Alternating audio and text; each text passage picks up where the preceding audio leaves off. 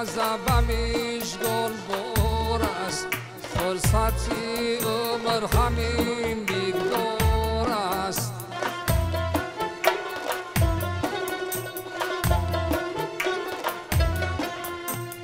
اش یک لحظه‌میش گلبار است، فرصتی عمر همین مقدار است.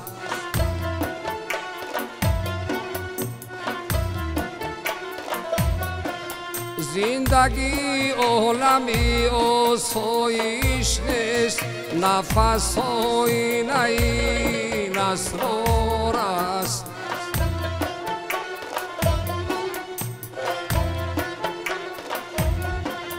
نفس آینه این اسرار است.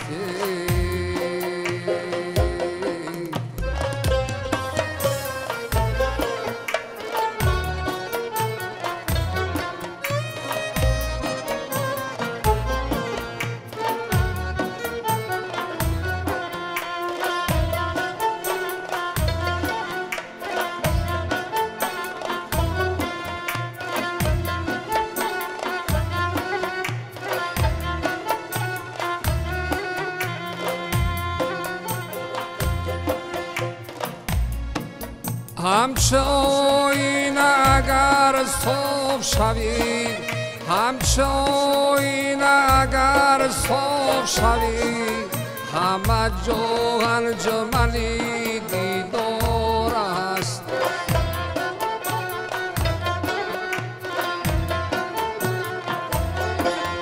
همه جا انجمنی دیدار است.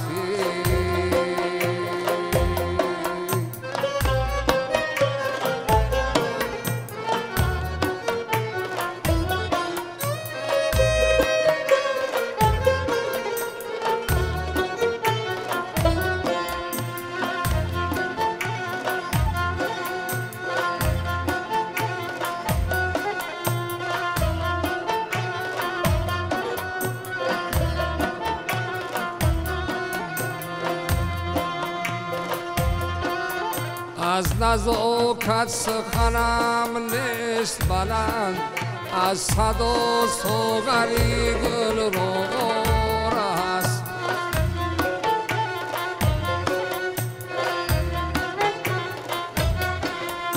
از نزاکت سخنم نیست بلند، از صدا ساغری گل روغار است.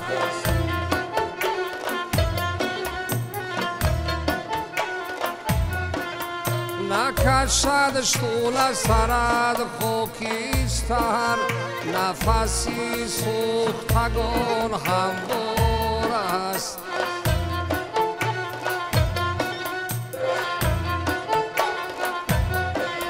نفسی سوختگان هموار است.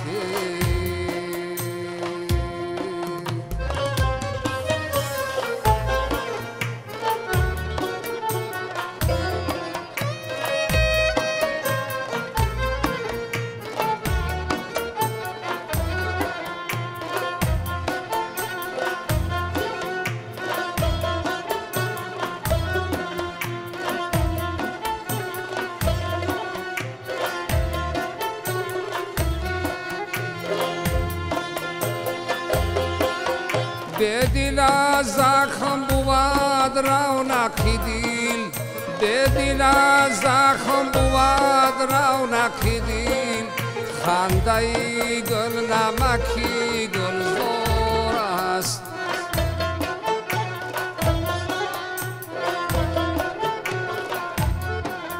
خنده گل نمکی گلزار است.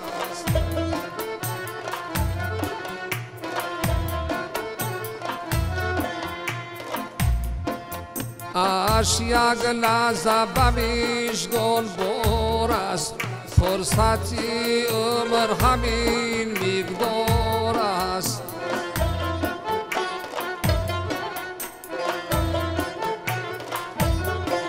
شیشه سازی نمی اشک نشوی، عالم از سنگ دین و کوسار است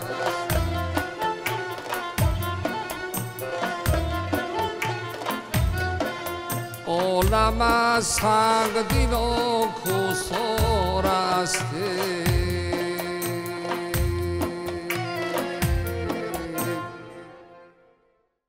شام بخیر عزیزان دل، خوشحال از آن هستیم که باز هم روبروی شما قرار داریم و باز هم برنامه نوی خاطره ها را تقدیم شما میسازیم و امیدوار هستیم که حال و هوای خوب داشته باشید و ما این شام کوشش میکنیم که باز هم این حال و هوای شما را خوب تر سازیم توسط برنامه خاطره ها و پیشنهاد سرودهای جذاب و ما همیشه کوشش میکنیم در برنامه اطراف نفرانی حرف بزنیم که شاه ستون صنعت تاجیک هستند، نفرانی که واقعا اسمشان ماندگار است در صنعت تاجیک و قرار است که این شام سرودهای یکی از حافظان خلقی کشور آدینه هاشم را برایتان بازخوانی بکنیم و این برنامه اطراف ایشان صورت میگیرد، خاطره گویی می شود سرودهای آن کس از خاطراتی که نفران زیادی زیر نوای سرودهای آن کس داشتند و جمعه خان اسماعیلوف هستند، هنرمند محبوبی کشور. امروز در برنامه همراهی ما و همراهی یک زمره مطربان خوش ذوق. خوش آمدید همگی به برنامه. شما از مرحله محبت، از مرحله پیروی کردن، از مرحله بسیار مخلصی کردن به استاد به همینجا رسیدید که امروز بازخوانی میکنید سرودهای آن رو. بله. میخواستیم یک کمی حرف بزنید اطراف همین محبت، عشقی که نسبت صنعتی آن کس داشتید. سلامت باشید. حافظ خلقی تاجیکستان، حافظ ممتاز، خونیاگری ناتکرار، استاد زنده‌یاد آدینه هاشموف از جمله آن هنرمندانی بودند که بسیار یک داننده سرودهای مردمی. بله. از دل مردم سرودها را میگرفتن و برای مردم میخواندند و از همین سبب سالهای زیاد است، سالهای طولانی است که نام او فعالیت او در ورد زبان ها گشته ایستاده است.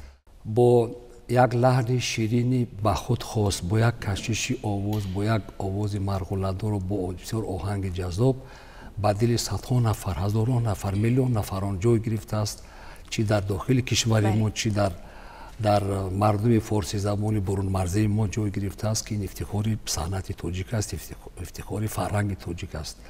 و وقتی که به سرودهای آدینه هاشم گوش میکنیم و یک سپایخست میکنیم که پیش از همه موفقیت استاد در چی است و همین را میبیند که اول روانی شعر باشد. یعنی که آهنگ با شعر با آهنگ باید که در یک قالب جای گیرد. وقتی که جای گرفت و میفهمد که همین شعر بسیار یک فلسفه بزرگ دارد، هر یک مصرع و یک باری معنی را دارد، یک فکر و اندیشه دارد که شنونده را به تکان میآورد. وقتی که آدینه هاشم میخواند، همین سرودها را میخواند، تیار میکند و شنونده را همراه خودش میبرد. این است بزرگی استاد آدینه هاشموف. و باز اگر تکرار هم شد که خدمتی که آدینه هاشم کرده است و تا حاضر که سرودهای را گوش میکنیم و میکنیم، مردم از این بهره برداری میکنند، مردم از این یک پند و حکمت میگیرند.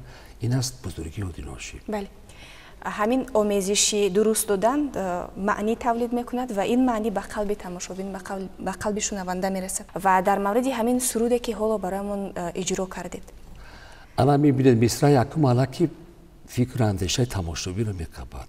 عشق یک لحظه به مژگان بار است. چی گفتنی است که هر لحظه زندگی رو استفاده بر، از هر لحظه وای، از هر یک دقیقه و روزی وای با ثمر استفاده بر. با ثمر استفاده بردن وای چی معنی دارد؟ بیشتر کتابخوانی کن، بیشتر بآموز، بیشتر دوستی کن، بیشتر وطن را آموز، بیشتر مهنت حلال منافع جمعیت کردن در کار. این است رسالت من همین میخواهم که با مردم رسانم و میگه که غزل بدیل میبرد عشق یک لحظه به مژگان بار است، فرصتی عمر همین مقدار است. یعنی که از هر یک دقیقه عمر ما باید استفاده بر ثمراناک استفاده بریم و بهره برداری کنیم.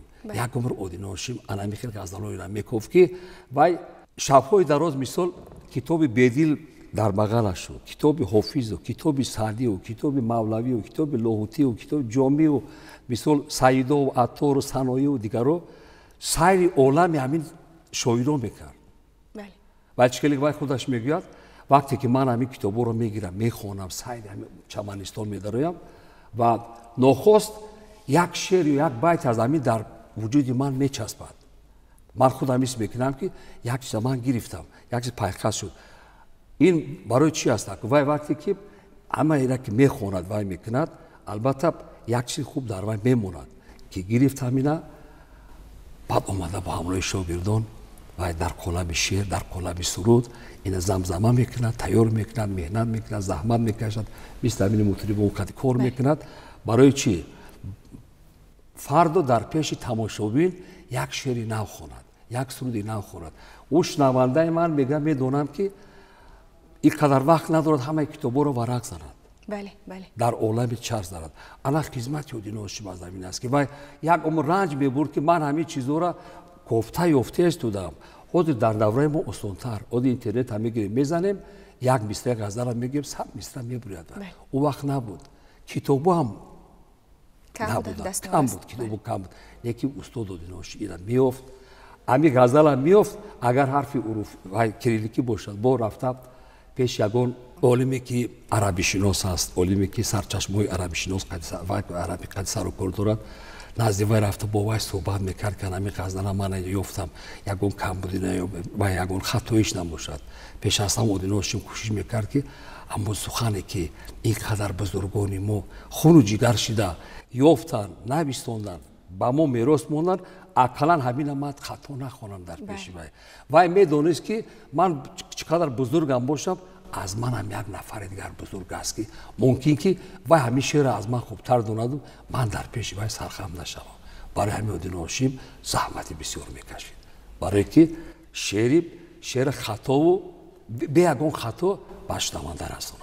از قصه های شما، از نقل های شما همین گونه تصویرها در ذهن نمان پیدا شد و گفتنی هستم که زندگی ایجادکار دیگرگونه زیبا است. نگاهش به زندگی و یادین هاشم نیز در ردیف همین گونه ایجادکاری خوشبین و پاکدل بودند که همیشه کوشش میکردند برای شنونده از خوبی ها گفته باشند و تجربه های خود را به شنونده رسانند. حالا میخواهیم که یک ترانه دیگر برای بیننده ها پیشنهاد سازیم. بگویید که کدام ترانه را برای ما اجرا میکنید؟ البته در برابر که سرودهای استاد پندآمیز و پند حکمت‌آمیز هستند، باز وصف عشق هم است، وصف وطن هم، وصف دوستی است، وصف برادری است، دیگر چیزا را وصف میکند و با یک ضرب نمیخورد، باید با چند مقام میخواند، هم فلک میخواند، هم با گردش‌های بسیار خوب دارد. و خود ما یک سرود دیگر را با پیشنهاد میکنیم از یک غزل حافظ: دل من به دور رویت به جهان فراغ دارد. انا وقتی که غزل یادین هاشم میگیریم، پیش از همه ما باید که لغت کسر کار کنیم. مثال کلمه فراغ میبید اینجا، بعد چی معنی دارد میگیم؟ فراغ از کلمه فراغت است. دل من فراغ دارد. البته یادین هاشم کوشش میکرد که غزل‌ها انتخاب کند که سخنش روان باشد، لیکن متفکران نویسنده است. برای همین وی شنیدن سرود یادین هاشم، شنیدن غزل یادین هاشم برای تماشابین باز یک امتحان هم است. هر نفر برای یادین هاشم گوش کردن البته ذوق بلندش داشتن در کار، با کتاب سر و کار داشتن، ادبیات شناس بودن در کار، شعر شناس بودن در کار، موضوع را فهمیدن در کار. باید برای همین خدمت یادین هاشم این است که در نموی صنعتی ما، در رشد صنعتی ما، صنعت موسیقی مردمی ما خدمتی باسازی کرده است و فکر میکنم در یک شاخه بلند صنعتی ما جای گرفته است. بله. و مرحمت سرود رو پیشنهاد سازید.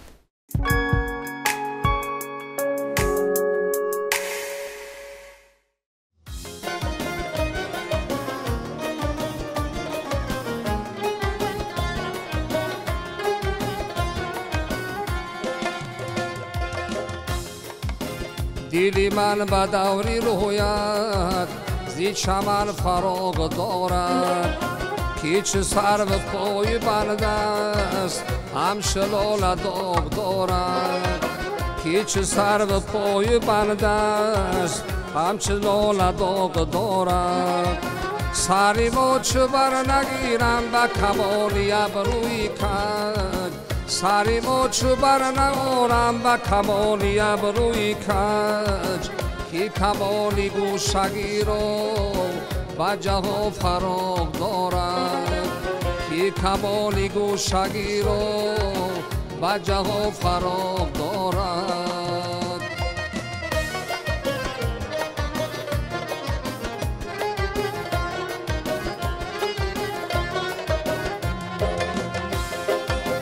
شبی تیره چون فرارم خمی پیچ پیچی زلفش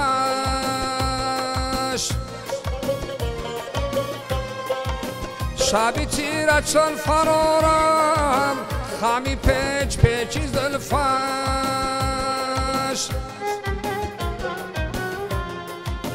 مگر او که شمعی رویت بر هم چراغ دارد مگر او که شمعی رویت بر هم چراغ دارد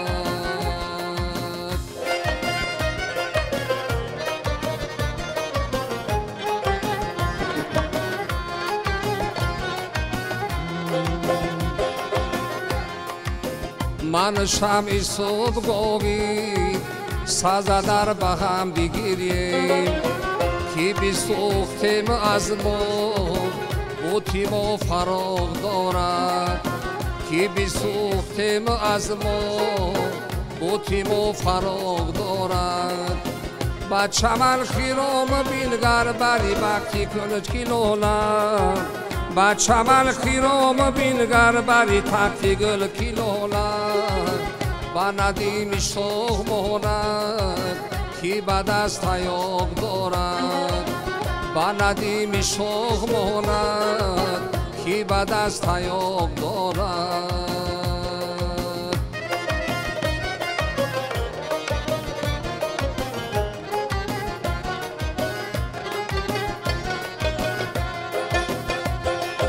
سری در سیریش دارد دلی دردمندی حافظ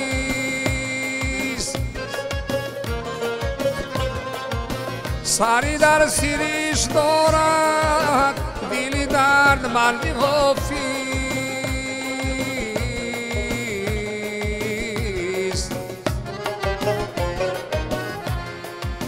کی نه خاطری تماشا نه هوای باغ دارد کی نه خاطری تماشا نه هوای باغ دارد کی نه خاطری تماشا نه هوای باغ دارد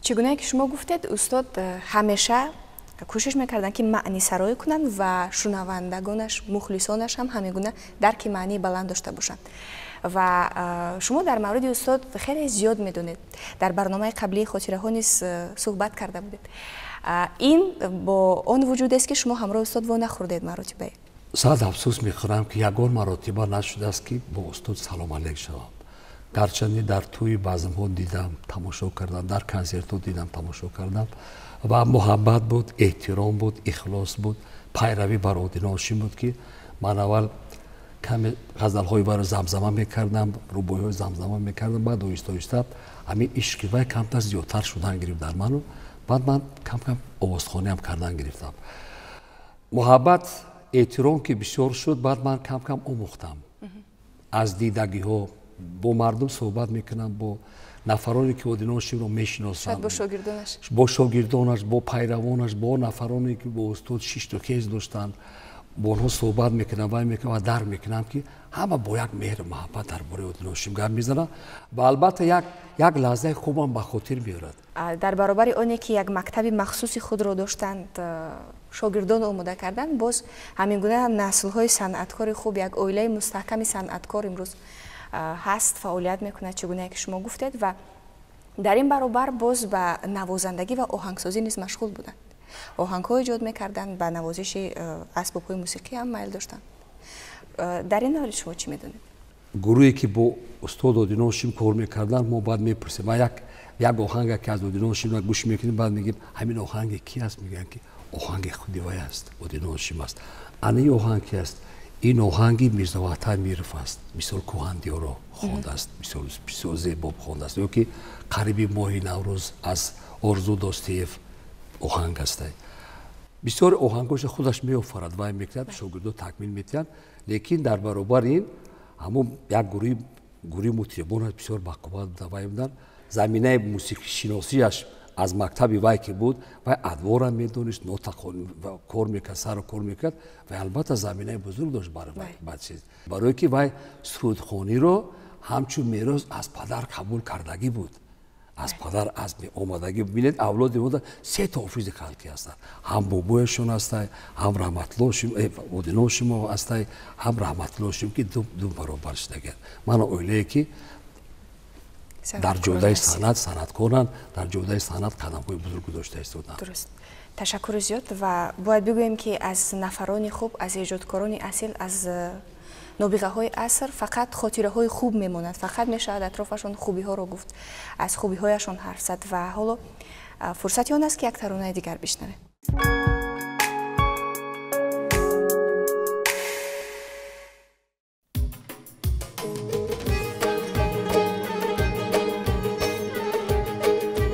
بلبل حواسی گلبو نیبوغم نکند ای پروانه هماهنگی چراغم نکند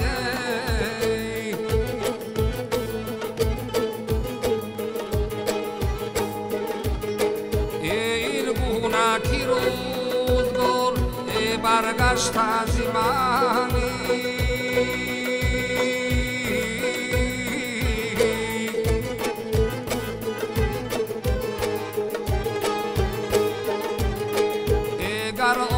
شوم تشنه سراغم نکندی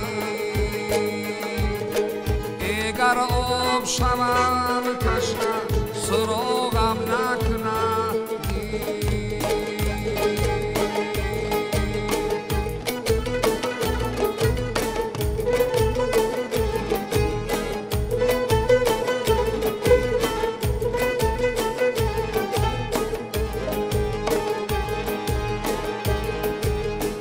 اگر گویم رخت مهری جهان و راست میرنجی اگر گویم که مه در آردن شیداست میرنجی اگر خونم لبد را شربتی جاناست میرنجی زی چشمت گر بگویم ساگیری پیداست میرنجی اگر سروی قدد گویم بس زیباز میرنجی اگر سروی قدد گویم بس زیباز میرنجی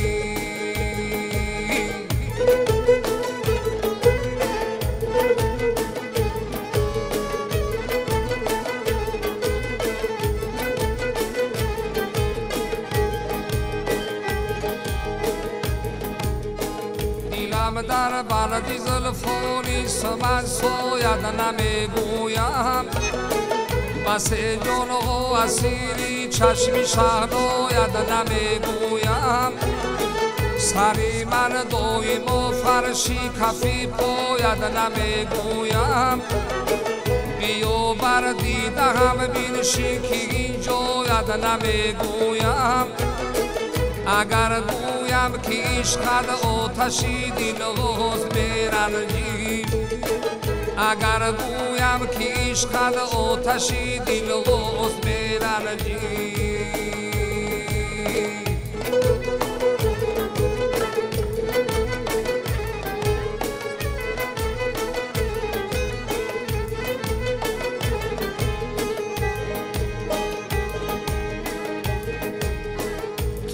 در آسمانی دلبری همچو قمر دیدم به نخلی نازک بادامی چشمت را ثمر دیدم فروغ ناز استغنا تو را دایم ببر دیدم تو را در کشوری خوب و شاه خوبتر دیدم اگر گویم غلامی درگاه صحباز میرنجی اگر گویم غلامی درگاه صحباز میرنجی اگر گویم غلامی درگاه صحباز میرنجی اگر گویم غلامی درگاه صحباز میرنجی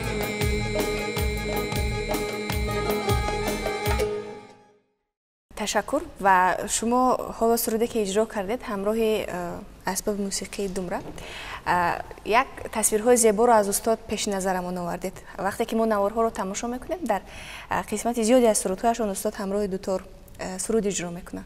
با دمره سرودخوانی استاد عادی هاشم برنامه ما یک مخمسی که خوندیم از صحبا. البته کم به مردم معلوم است که صحبا کی است. صحبا دربار شاه در بخارا کار میکردن، ذوق شاعری داشتن و با تصادف کار او را به همین ناحیه کبادیان روان میکنن برای کار و آمده اینجا باید پر فعالیت میبرد و بزرگی عادی هاشم ببینید که از همین شاعر کوفته یافته برای مخمس همین گرفته است و با مردم رسانیده است. من فکر میکنم که اگر عادی هاشم ببینید شاید همین غزل میرفت دیگر. بابت وقتی که میگویند که عادی هاشم زیاد از 100,000 و 200,000 میلیون مصرع غزل شعر میدانست، مصرع میدانست، گویم که ممکن بودن نفران دیگری که ممکن همین مصرع را دانند، همین قدر مقدار دانند. لیکن بزرگی عادی هاشم که اون نفرانی که این قدر مصرع میدانند ممکن یک مثال شاهنامه بیزوال فردوسی را گرفتن از یاد کردند، یا که داستان لیلی مجنون عادی هاشم نه از همه بزرگا متفکرها خوانده، چینده، کوفته یافته از یاد کرده است، با مردم رسانیده است. غزل‌های هم بلندغایه و هم بلندپایه که پر بود و نمیتوانست که نخواند.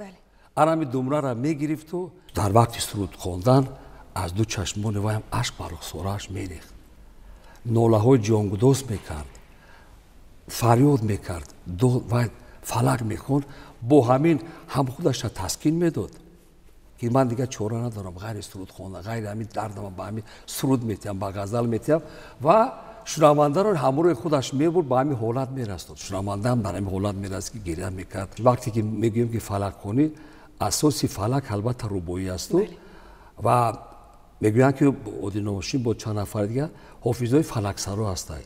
فلک خوان از فلک سرا کم نرک فرق کنیم. فلک خوان اون آوازخوانی که وقتی دمره را میگیرد فلک خوانی میکنند. از سرودهای عادی هاشم همش فلک بودند و با تار هم که خواند، وقتی با تار میخواند کشیش‌های فلک در اونجا هست، لرزش‌های فلک است. اما آه و ناله‌هایی که فلک است در اونجا هر یک میساده معلوم است.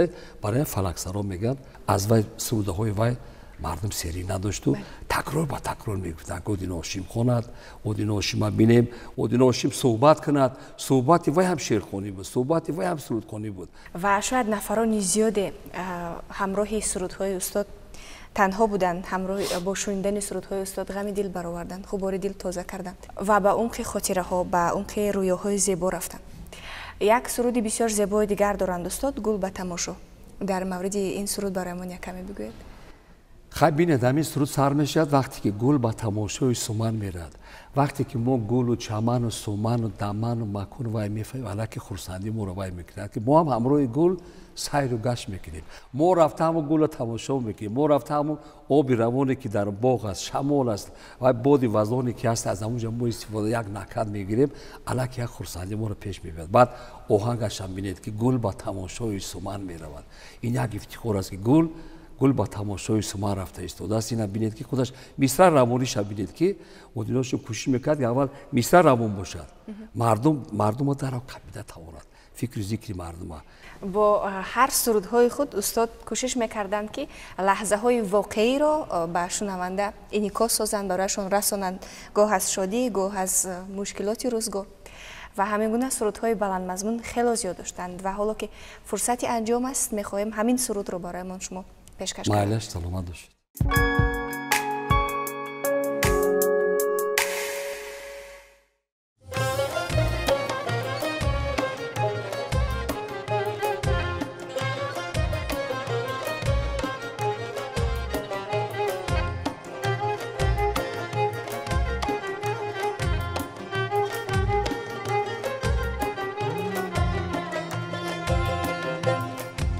گل به تماشای سمن می رود، گل به تماشای سمن می رود، باد به گل گشتی چمن می رود، باد به گل گشتی چمن برود آینه گشت از یک سیر خشت آینه گشت از یک سیر خشت آب کی در زیر سمن برود آب کی در زیر سمن برود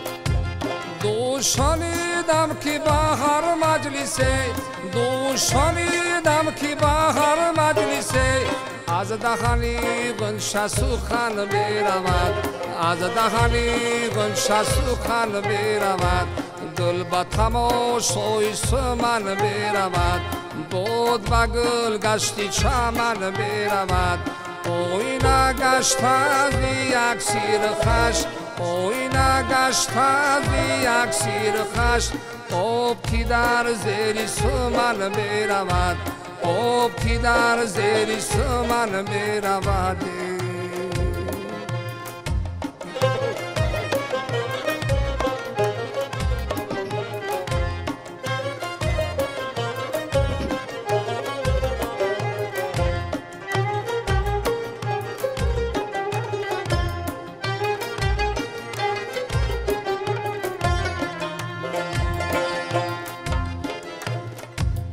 فصلی بهار آمد و هنگام گل فصلی بهار آمد و هنگام گل او کیار از بری من میرود او کیار از بری من میرود راحتی رو از رو خش کنم راحتی رو از رو خش کنم روحی دل راحتی تن میرود روحی دل راحتی تن برود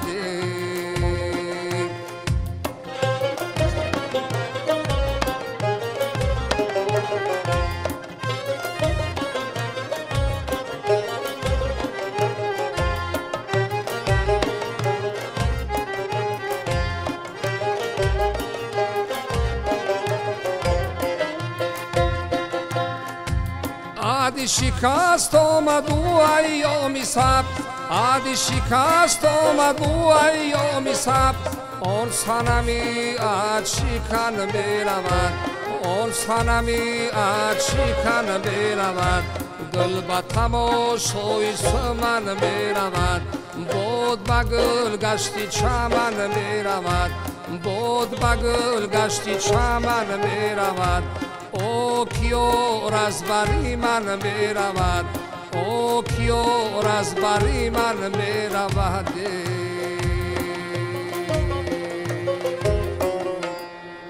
با شما تشکر همگی خوش آمدید به برنامه ما باور کنید که یک شام خاطرمان رو برایمان هدیه ساختید چون این سرودهای یکی از هنرمندان نوتکرار هنرمند صاحب مکتب هنرمند خلقی کشور آدینه هاشمی بودند و بار دیگر خوش آمدید به برنامه ما دوستان یادآور می‌شویم که همصحبت ما این شام در برنامه بودند جمعه‌خان اسماعیلوف همراه یک گروه خوبی مطربان کسبی و حالا برنامه ما به انجام میرسد با شما ذوق خوب و یک روحیه بسیار شاد را آرزو میکنیم و تا برنامه‌های دیگر خیر